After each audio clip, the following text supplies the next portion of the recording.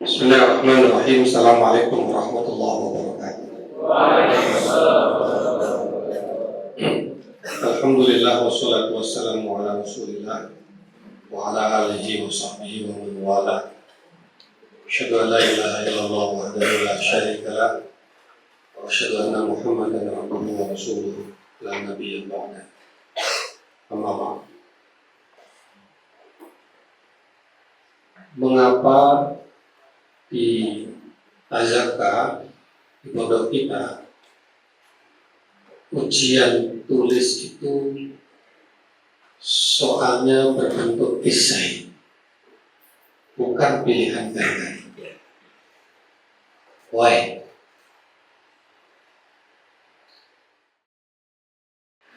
Kalian tidak akan mendapati di pondok ini ujian tulis soalnya pilihan ganda dari kelas 1 sampai kelas 6. Semua soal-soal itu berbentuk esai.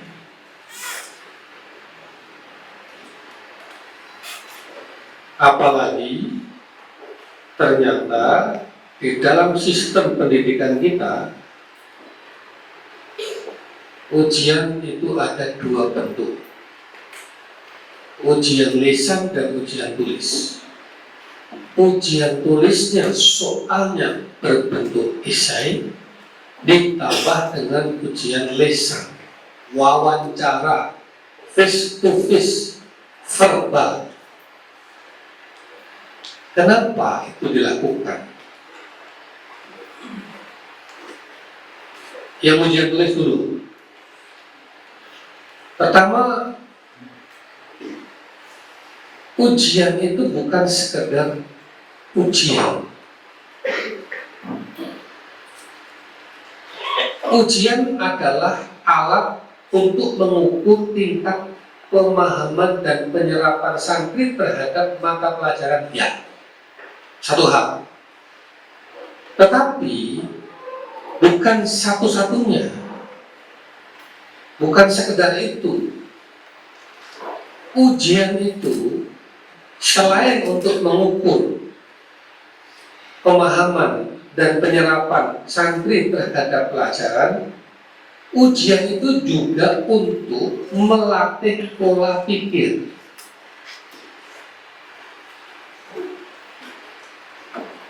Jadi dengan esai itu santri otomatis akan terlatih membangun pola pikir.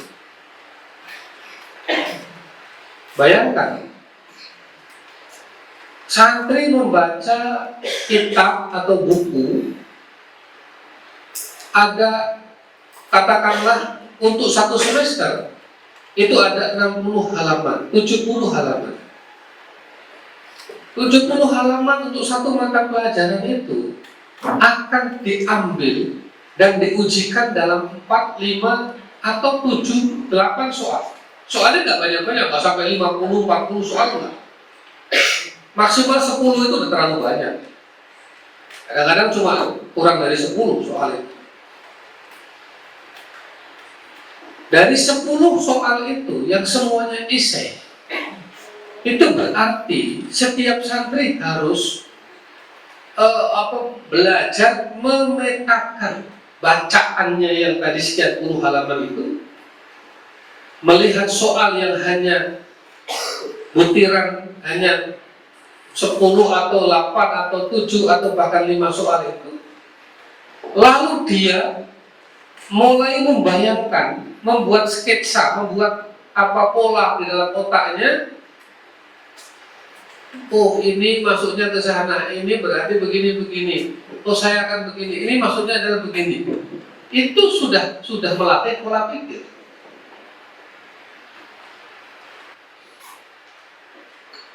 Apalagi kelas 4, 5, 6 yang soalnya sudah menggunakan pendekatan HOTS, Higher Order Thinking Skill, Thoriqah At-Tafkir Al-Ulya, level berpikir tingkat tinggi. yang itu komponennya adalah kemampuan menganalisis, kemampuan mengevaluasi, dan kemampuan mengkreasi. Apalagi itu sudah esai, pendekatannya HOTS, menganalisis, mengevaluasi, mengkreasi. Dan itu setiap tahun 2 kali. Semester pertama, semester kedua, selama 6 tahun kalian akan menghadapi ujian-ujian yang modelnya seperti itu. Ini melatih pola pikir. Yang berikutnya, itu melatih bagaimana menuangkan gagasan. Kalau soalnya pilihan ganda kan nggak ada gagasan yang kamu tulis. Tapi dengan ujian esai itu, setiap santri belajar menuangkan gagasannya. Amamuka soal. Wahada soal yahtad ila at-tafkir al-ali. Soal ini butuh analisis. Soal ini butuh evaluatif darimu, pikiranmu. Ini di sini bekerja nih, otak ini bekerja. Oh ya, oke, terus deh. Kalau udah ketemu jawabannya, udah kebayang ini ada di bab 2, ada bab 3, ini akan begini. Oh ya, oke. Selanjutnya adalah bagaimana gagasan itu, jawaban itu kamu tuangkan dalam bentuk tulisan. Min aina tabda anta? Ada yang jawabnya molar juga ada. Muter, apa poinnya apa? Muter. Tapi ada yang tak masuk semua. Itu. Bahkan ketika isya itu, menginsya itu, jawaban itu orang terlatih. Di mana dia harus koma, di mana dia harus titik, ya, di mana dia akan melanjutkan dengan gagasan baru lagi. Itu nggak sederhana. Setiap ujian kamu itu menulis, ada yang jawabannya 2 lembar, 3 lembar, ada yang sampai 4 lembar. Itu nggak mudah. Kalau soalnya pilihan ganda, tidak ada pelatihan penuangan gagasan. Apa ini? B, C, A, lingkarin. B, lingkarin. C, lingkarin. Di mana pendidikan menuangkan gagasan itu? Padahal pemimpin itu, kita ini kan sekolah pemimpin. Core kita adalah pendidikan kepemimpinan. Pemimpin itu semakin tinggi kepemimpinannya, semakin luas kepemimpinannya, itu semakin akan amat sangat sering intensitas dia untuk mengeluarkan ide.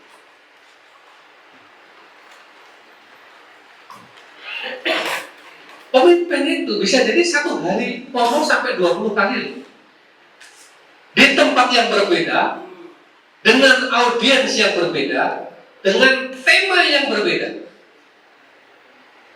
Kalau dia tidak terbiasa dengan pola pikir yang runtuh, dia tidak terbiasa menuangkan gagasannya dalam bentuk tulisan atau verbal, gagal. Buktinya banyak, dengan segala permohonan maaf saya katakan, banyak pemimpin-pemimpin, bupati, apalagi gubernur misalnya, atau ketua DPRD, atau partai politik, atau itu di panggung, di podium, forumnya dia untuk bicara, itu banyak yang tidak ada gagasannya, hanya cengenges, canda, tebak-tebakan. Kemudian apa lagi? Bukan sesuatu yang substansial. Itu forum-forum non-formal. Karena tidak terlatih dia membangun pola pikir dan menuangkan gagasan, nggak terlatih. Nah, kalian di sini ujian syafa'i itu kan latihan menuangkan gagasan. Kamu dikasih soal, jawab. Orang bicara kok banyak nya. Pemimpin kan sebelum begitu. Dilatih, jangan ada e-nya, jangan ada jedanya, jangan ada kata-kata sisipan. Kamu kalau bicara, ya seperti membaca teks. Di teks itu titik kan nggak dibaca. Saya pergi ke Pekalongan, titik, lalu ke mall, koma, kan nggak ada. Nah, seperti orang baca itu kan, tidak boleh ada atau sisipan-sisipan keluar terlalu banyak. Itu jadi nggak enak di telinga. Itu karena orang tidak terlatih pola pikirnya dan tidak terlatih menuangkan gagasan. Gagap itu. Apalagi kamu jadi tokoh publik. Tokoh publik itu orang yang akan datang ke kamu bertamu itu banyak sekali. Ya kan?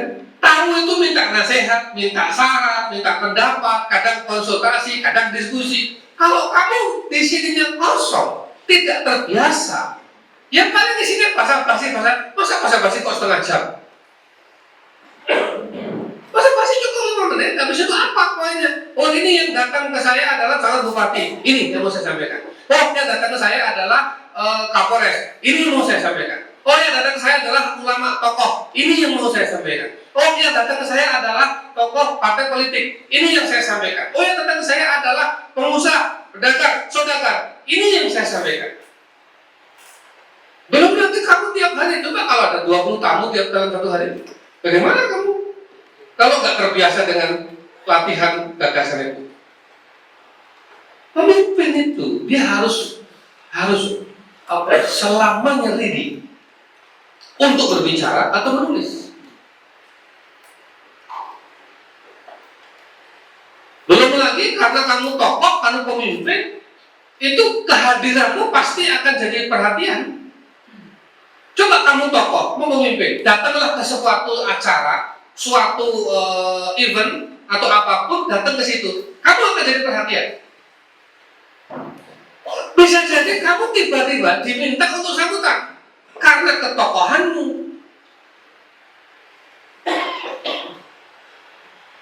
Di tingkat kampung lah, kalau usah jauh-jauh Pak Teguh, ada kematian, kamu datang. Pas kamu datang, pas mau pemberangkatan jenazah, pelepasan jenazah. Siapa yang tunjuk untuk melepas jenazah? Ya pastinya kamu tahu Pak. Ini aja nih, ini. Rasakan ya, lo nggak jaga nih. Oh bagus ini, jenazah. Monggo. Nggak bisa bilang, ampun, betul kamu nggak jadi pemimpin. Berarti kamu harus punya narasi tentang kejenazahan, kematian, kehidupan, dan seterusnya itu. Ya kan? Itu kan sama dengan soal ujian. Lalu latihan lesan kan? Assalamualaikum, terima kasih, Bapak Ibu sekalian. Apa ini? Temanya tema kematian. Janganlah kamu melepas jenazah, temanya tentang pernikahan.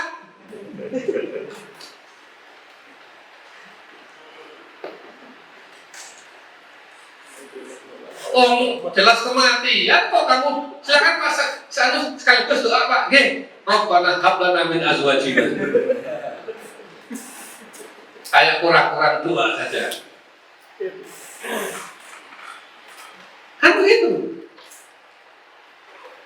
Melatih untuk berpola pikir, melatih untuk menuangkan gagasan.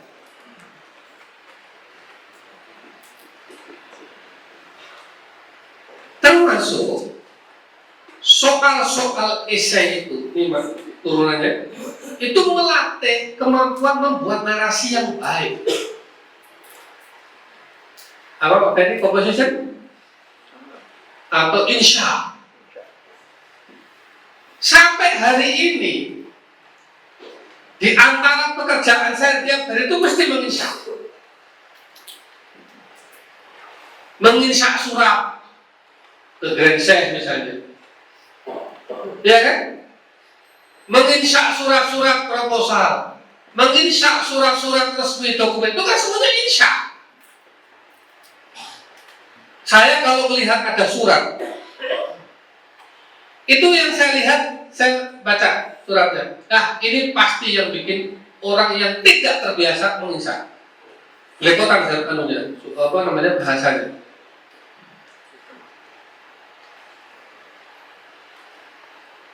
Apalagi sekarang ini medsos. Update status itu kan kemampuan menginsyak. Kalau orang tidak terbiasa insyak, menginsyak, composition, menarasikan sesuatu, dia nggak bisa update status. Iya kan? Ada satu gambar, foto. Foto itu kamu mau upload. Itu ada 1001 judul atau 1001 sudut pandang yang kamu bisa tulis dengan satu foto itu. Tergantung kamu maunya apa, mau buat opini apa. Foto saya dengan Pak Anta misalnya, kemarin saya start update status itu.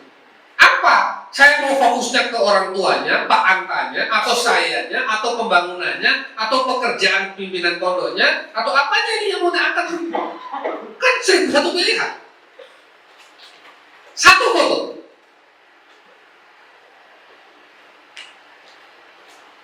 Kalau orang tidak terbiasa membuat gagasan dan tidak terbiasa menarasikan pikiran-pikirannya, dia nggak bisa. Pasti nggak bisa. Macet itu.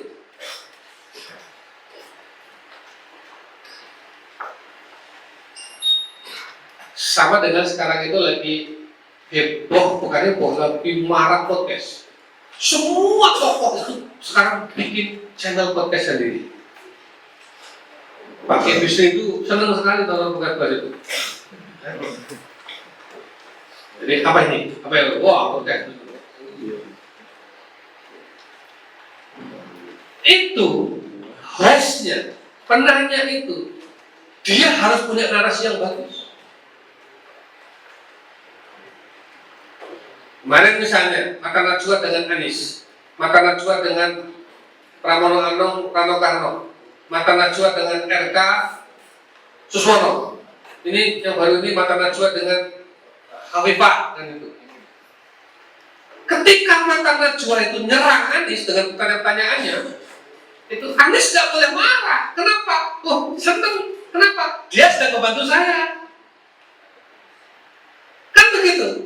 Jangan, pokoknya gini nyerang saya, jangan gitulah. Enggak, justru dengan ditanya itu, disudutkan begitu, Anies menjawab. Nah, menjawab itu justru adalah ruang dia untuk menjaga ke publik. Jadi, kalau hostnya itu tidak tajam, itu yang rugi adalah tamunya. Karena berarti informasi nggak tergali. Gitu. Saya kalau di podcast saya senang dikejar loh, sampai keluar semua. Kan? Itu kan cara saya untuk mengkonfirmasi pikiran-pikiran saya kepada publik. Ya kan? Sama ketika kamu ujian lesan, itu kan kayak orang podcast. Jadi sebetulnya podcast sekarang itu kita udah dari dulu itu. Di mana? Lianahu ini hal araf tahana, la arif lianahu kayak gitu kan? Terus itu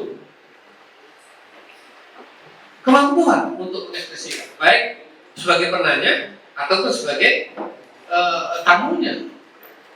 Maka kekuatan podcast itu ada pada penanyanya. Kalau penanyanya itu tajam mulut sampai ke paling yang dalam terus dikorek-korek sampai akhirnya tamunya nyerah. Nyerah itu terbawa. Terbawa itu artinya keluar semua. Siapa yang untung? Yang untung tamunya. Berarti publik tahu korek terus. Ini sebetulnya pendidikan ini sudah ada di kita.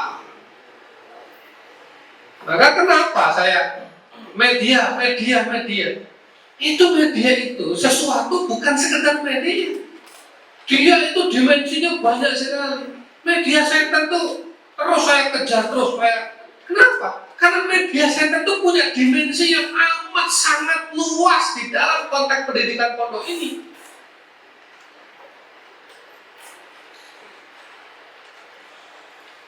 Luar biasa. Ya, jadi kemampuan membangun narasi, tulis pointer.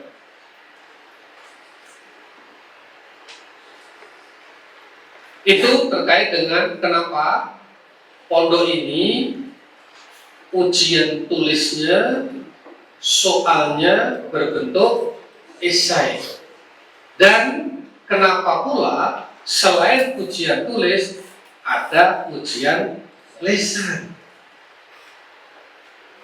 Bukan sekedar atau semata-mata untuk mengukur daya serap dan pemahaman santri pada pelajaran, bukan sekedar itu iya. Tetapi ini ada pendidikan-pendidikan lain, nilai-nilai lain di dalam ujian lisan itu dan di dalam ujian tulis yang soalnya berbentuk esai itu. Ya, anak-anakku semua dan para guru, kita ini krisis pemimpin, defisit pemimpin, defisit tokoh. Saya katakan defisit tokoh karena kita ini saat ini sulit mencari tokoh. Kalau orang yang tokoh kan banyak, tapi tokoh yang benar-benar tokoh tumbuh dia dari kapasitasnya, dari kompetensinya, dari sesuatu yang dia miliki itu nggak banyak. Yang ada sekarang adalah tokoh karena jabatan yang melekat pada dirinya. Ini ada si A. Si A ini bukan tokoh, orang-orang biasa saja. Tapi karena kemudian dia itu ada jabatan atau diberi jabatan, itu otomatis dia pasti tokoh. Tokoh karena jabatannya. Kalau dia tidak punya kapasitas, tidak punya kompetensi, tidak punya narasi, tidak punya pola pikir, itu akan kelihatan dari narasi dan keluaran verbal yang dia ucapkan. Kamu jadi pemimpin, lalu kamu mengumpulkan anak buah, ayo laporan. Kalau kamu itu bukan pemimpin, ya kamu nggak bisa apa-apa. Oh, gitu ya? Ya. Gitu toh. Apa arahannya kepada anak buah? Nggak ada. Apa perintahnya kepada anak buah? Nggak ada. Apa value yang kamu mau sampaikan pada anak buah? Nggak ada. Ada guidance? Nggak ada. Ini autopilot nanti. Nah itu yang kita sekarang kurang.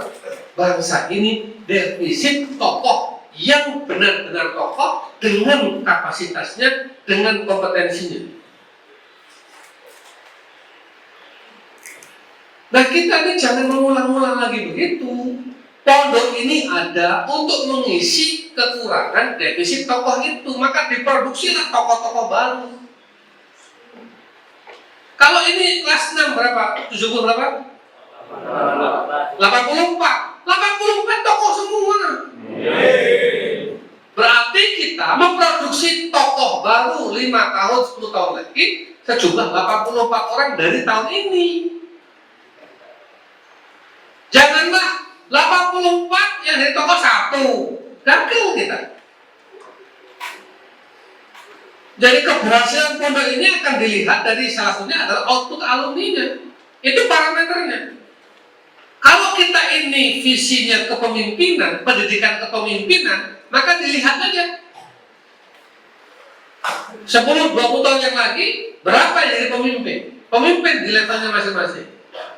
Jadi kalau kamu belajar usul fikih, kamu belajar bahasa Arab, bahasa Inggris, kamu belajar al-adyan, kamu belajar balaghah, tafsir, hadis dan sebagainya, itu sebetulnya itu semua bekalmu untuk kepemimpinan itu. Jangan kosong-kosong amat gitu loh. Maka sekarang diisi dulu dengan konten tafsirnya, ilmu tafsirnya, konstruksi Al-Qur'annya, balaghahnya, bahasanya, apalagi sintaksnya. Ada yang bersifat ilmu, ada yang bersifat wawasan. Saya dulu berhitung itu nggak mahir-mahir banget, tapi saya paling suka pelajaran berhitung. Kenapa? Itu wawasan. Kalau sekarang itu TPA. TPA itu sebetulnya berangkatnya dari berhitung itu. Ya kan? Berhitung soal, terus kemudian main logika di situ, ya kan? Tapi itu menjadi wawasan. Oh iya. Fisika, biologi itu kita nggak ahli-ahli banget saya. Tapi pelajaran fisika dan biologi itu menambah wawasan.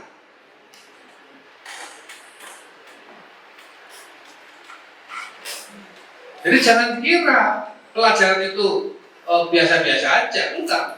Ilmu bukan sekedar ilmu, ya. Jadi kamu belajar tafsir bukan untuk nanti ngaji tafsir lagi, enggak sekedar itu.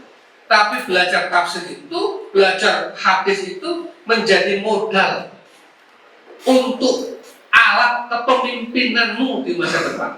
Karena kamu kompeten secara keilmuan, itu Pak Ferry. Punya kapasitas, otaknya ada isinya, punya keterampilan bernarasi, verbalnya bagus, muhadharah tiap minggu, 3 kali lagi sepekan.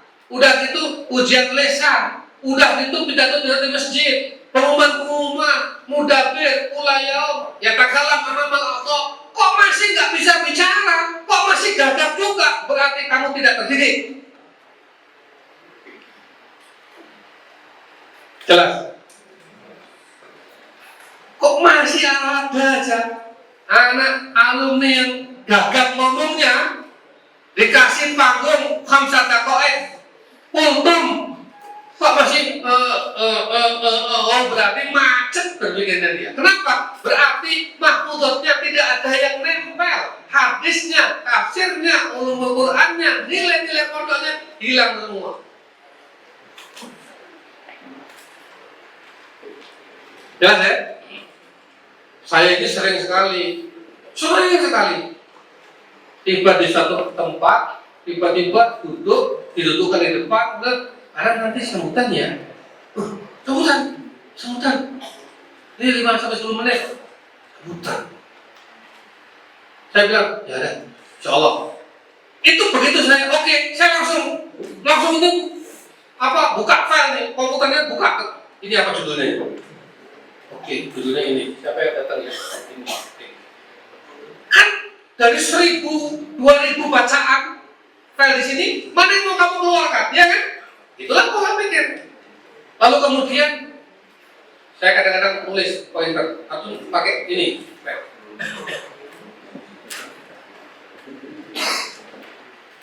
Harus begitu. Pemimpin itu siap di segala situasi, di segala kondisi.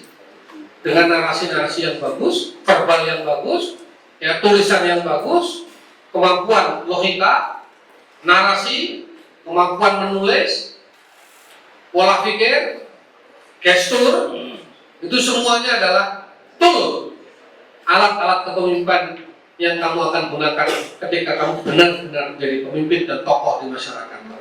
Ya, saya kira itu ya penting ujian, maka jangan dianggap sepele. Ujian ini ujian untuk menguji pola pikir, menguji narasi kamu, menguji kemampuan verbal, menguji kemampuan merumuskan gagasan dan seterusnya. Saya kira itu. Aku lupa lihat. Wassalamualaikum warahmatullahi wabarakatuh.